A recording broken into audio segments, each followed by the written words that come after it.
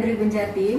Hari ini Akira masih ada di Miracle Aesthetic Clinic yang ada di Jalan Tamrin, Surabaya. Tapi beda dari minggu lalu, hari ini Akira akan ngebahas soal maskne. Nah, maskne ini dia lagi sering nih dibahas sama teman-teman sekalian karena munculnya jerawat akibat memakai masker ataupun mungkin bisa akibat-akibat yang lain. Nah, untuk tahu lebih jelasnya, hari ini Akira bakal ngobrol sama Dr. Elita selaku dokter konsultan Miracle Aesthetic Clinic Surabaya. Kalau minggu lalu kita ngebahas soal sculpting face. Kalau yang hari ini kita akan ngebahas soal maskne yang lagi banyak diguncingkan nih sama orang-orang karena kayaknya hampir semua orang kedapatan punya jerawat setelah memakai masker. Iya, benar ya.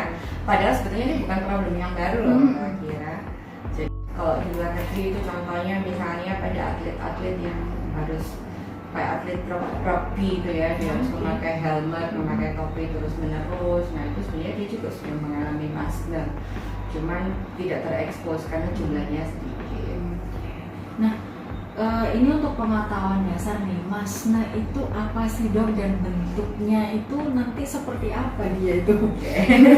Jadi sebetulnya ya namanya maskne ya, sebetulnya itu adalah akne karena mekanikal ya. Jadi jerawat atau kondisi seperti jerawat yang terjadi karena penggunaan masker. Nah, makanya namanya maskne. Dan maskne ini mulai booming itu sebenarnya dikenalkan adalah karena ada suatu report dari jurnal ya, jadi ditemukan pada 83% pekerja medis di China waktu itu mungkin yang bertugas di untuk COVID ya, itu ternyata 83% orang tuh mengalami yang namanya maskne ya. Jadi karena memang berbagai macam penyebab pada waktu itu, karena jurnalnya hanya pada tenaga medis, jadi hanya pada tenaga medis. Tapi ternyata tidak hanya pada tenaga medis itu terjadi ya, juga pada kita juga terjadi ya, di lingkungan sekitar kita juga terjadi ya Mbak Kira ya. Jadi ini lebih karena disebabkan sentuhan mekanis karena masker yang kita pakai. Jadi masker ini bisa membawa dua sisi ya, dia melindungi kita dari virus, tapi dia juga bisa membuat kita jadi jerawatan ya. Jadi pusing. Ya, jadi pusing ya. Tapi ini bisa dicegah kok sebenarnya ya. Nah, penampakannya itu mulai dari yang paling sederhana mungkin seperti iritasi ya, jadi agak bentol-bentol merah-merah, sampai mungkin nanti ada yang pustulasi ya, jadi seperti jerawat yang ada nanah-nanahnya. Dan yang memang terjadi umumnya di daerah wajah yang tertutup oleh masker. Cara mengobatinya seperti apa? Oke, jadi otomatis ya, karena kausanya atau penyebabnya adalah mekanikal karena benda ya, otomatis nomor satu paling gampang adalah singkirkan bendanya ya. Jadi maskernya mungkin kita perlu evaluasi terhadap satu merek masker tertentu, mungkin kita agak alergi, atau kalau misalnya kita menggunakan masker kain ya, mungkin teman-teman harus mengevaluasi atau mencari tahu jenis maskernya kainnya terbuat dari apa. Kalau seperti teman-teman saya di Bali itu bahkan sampai harus mencari yang seratnya serat nanas atau serat yang lain, bukan dari katun dan yang lain-lain. Itu lebih ke arah karena sometimes benda-benda atau bahan yang ada di dalam masker itu menyebabkan iritasi di kulit kita, di kulit wajah kita. Jadi kulit wajah kita nggak tahan dan akhirnya menimbulkan respon atau reaksi terhadap bahan itu.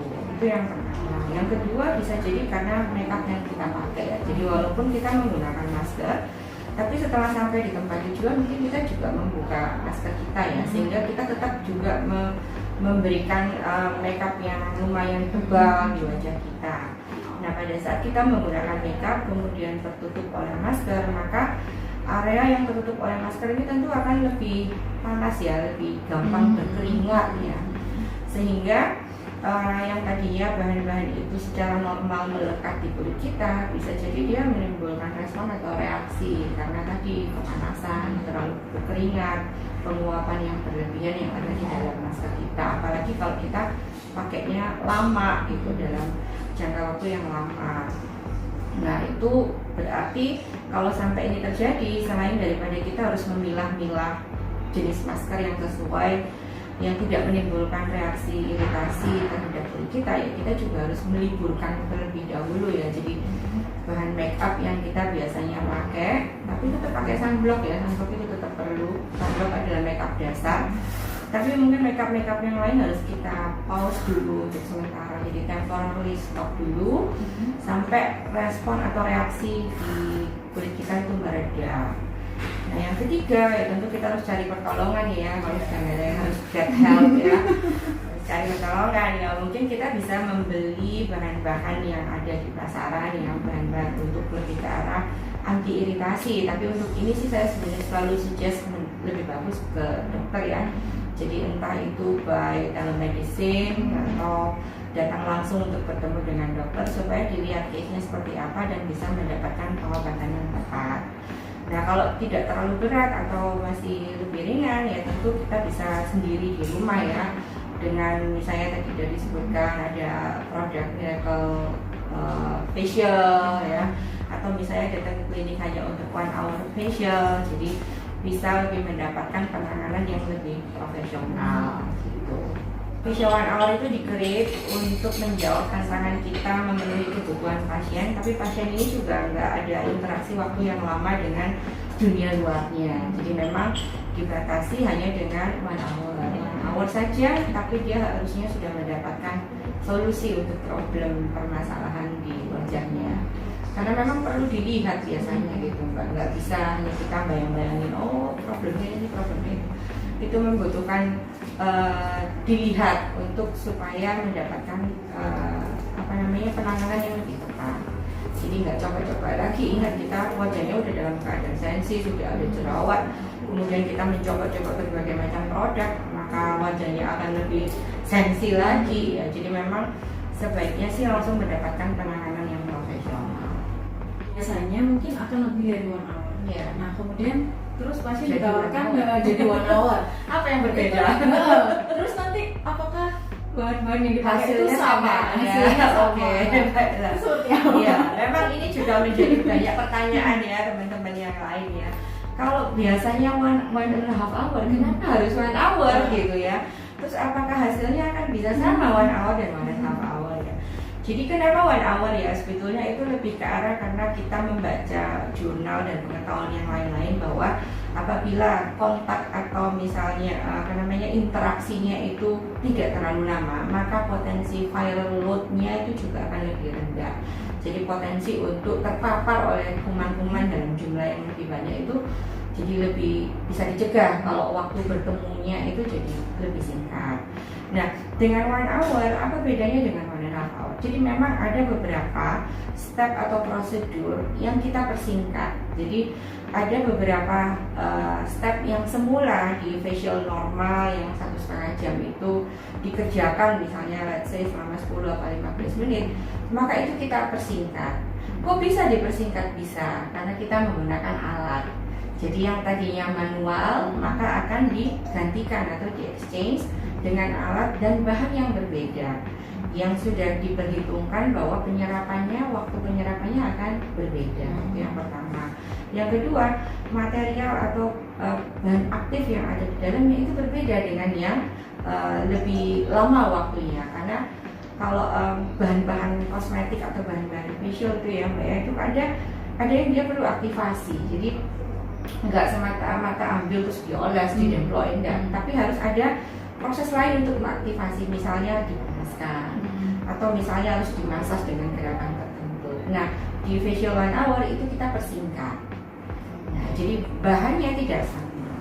Nah, di 1 hour bahannya kita carikan bahan aktif yang penyerapannya jauh lebih cepat, sehingga dengan hasil yang sama dia bisa memberikan waktu yang lebih singkat dibandingkan kalau 1.5 hour.